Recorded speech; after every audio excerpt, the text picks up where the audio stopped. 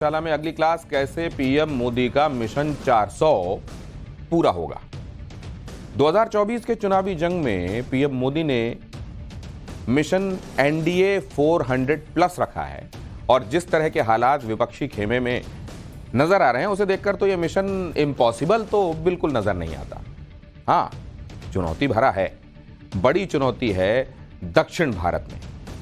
400 plus mission के लिए PM Modi look south फॉर्मूले पर काम कर रहे हैं और लगातार दक्षिण भारत के दौरे पर हैं जहां 129 लोकसभा की सीटें हैं।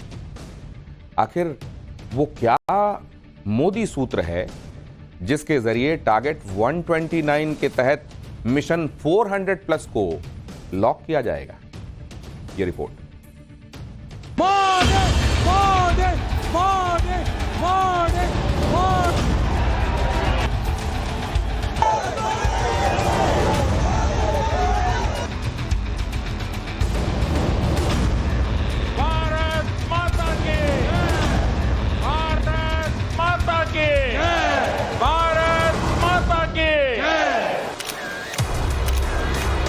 अभी अभी तो आए थे, पहाड़ बन के छाए थे और उधर तोता उड़ कौवा उड़ शुरू हो गया। इधर हाथ साइकिल से मिला, उधर समाजवादी पार्टी से लेकर कांग्रेस तक में यूपी और हिमाचल के भीतर बगावत शुरू हो गई। तो क्या गठबंधन का मुहूर्त गड़बड़ा गया? क्या चुनावों से पहले नतीजा आ गया? तो विपक्षी गठबंधन में भगदड़ मची है। मोदी दक्षिण में किलेबंदी कर रहे हैं। तो क्या टारगेट 129 से मिशन 400 प्लस लॉक हो गया?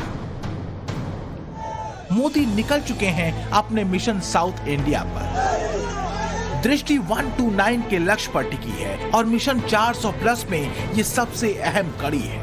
पीएम मोदी तमिलनाडु के दौरे पर हैं और तमिलनाडु में राजनीति की लहर क्या कह रही है उसका ऐलान है ये तस्वीरें। 27 फरवरी को पीएम मोदी केरल से तमिलनाडु पहुंचे थे। यहां तिरुपुर के पलद्दम में पिछले साल जुलाई से शुरू हुई 6 महीने की पदयात्रा एन मन एन मक्कल यानी मेरी भूमि मेरे लोग कार्यक्रम के समापन समारोह में शामिल हुई। तो 28 फरवरी यानी बुधवार को पीएम मोदी ने तिरुनेलवेली में डीएमके के परिवारवाद पर निशाना साधा।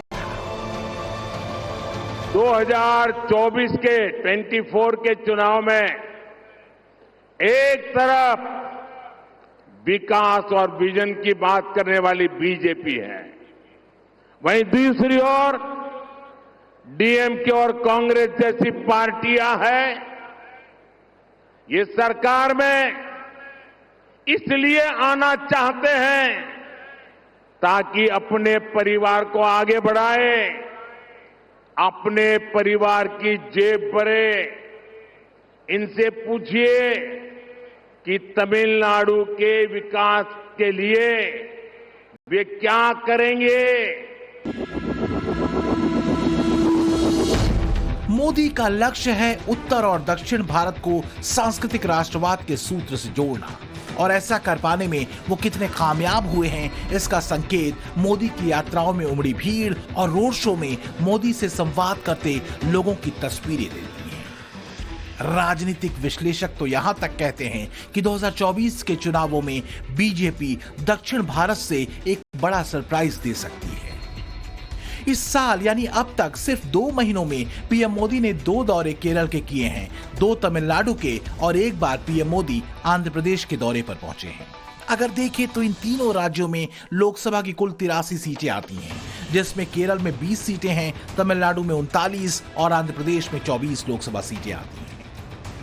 खासकर तमिलनाडु में पीएम मोदी के भरोसेमंद और ताकतवर चेहरे के रूप में हैं के अन्नामलाई, पूर्व आईपीएस अफसर और तमिलनाडु बीजेपी के मौजूदा अध्यक्ष अन्नामलाई ने अपनी 6 महीने की पदयात्रा एन मन एन मक्कल यानी मेरी भूमि मेरे लोग के जरिए बीजेपी की पहुंच गांव-गांव तक पहुंचाने की कोशिश की है।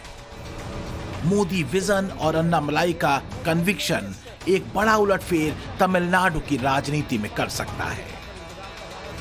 डीएमके और कांग्रेस सिर्फ लोगों में, समाज में बंटवारा करती है, जबकि हम देश के हर कोने, हर परिवार को अपना परिवार समझते हैं। मैं इसका एक उदाहरण आपको देता हूं। तमिलनाडु और तमिल लोगों से मेरा इतना लगाव है कि हमने तमिलनाडु की संतान एक दलित बेटे को मंत्री बनाया है। दक्षिण में, खासकर तमिलनाडु में परिवारवाद का मुद्दा कितना असरदार होगा ये अभी कहना मुश्किल है, लेकिन मोदी और बीजेपी की सभाओं में उमड़ती भीड़ बीजेपी के लिए एक सुखद संकेत हो सकती है। अगर मोदी का सूत्र दक्षिण के दिल को जीतने का है तो सूत्र वाक्य है एक भारत श्रेष्ठ भारत, जिसमें सनातन सूत्र है तो राम मंदिर का मुद्दा भी है, सबका साथ सबका विकास का विजन है तो सांस्कृतिक राष्ट्रवाद की भावुक टोर और परिवारवाद की राजनीति पर तीखा और तेज हमला।